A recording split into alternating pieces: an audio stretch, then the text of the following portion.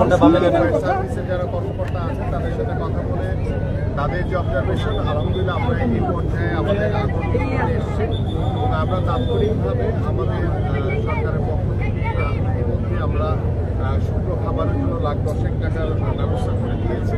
পাশাপাশি হচ্ছে তাদের পুনর্বাসন এবং তাদের এই সমস্যাটির সমাধান না হওয়া পর্যন্ত আমরা সার্বিকভাবে খোঁজখবর রাখবো।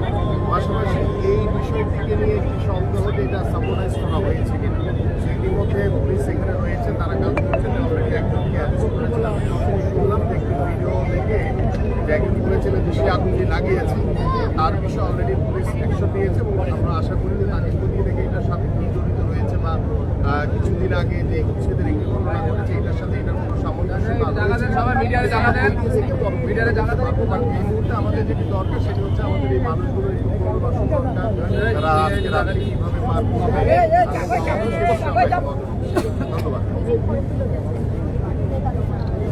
ডেফিনেটলি সেটা অলরেডি আমি বলেছি এবং তাদের পুনর্বাসন বা তাদের রেলের ধরনের সুবিধা দরকার হয় ইতিমধ্যে তালিকা করার জন্য বলেছি এবং যারা ক্ষতিগ্রস্ত হয়েছে তারাও আমার কাছে এসছে, অনেকে কথা বলেছে, তাদেরকে বলেছি তালিকা করে দেখে তারপরে আমরা ইনশাল্লাহ তাদের সার্বিকভাবে সহযোগিতার জন্য যা করণীয় আছে সেই ব্যবস্থা নিয়ে।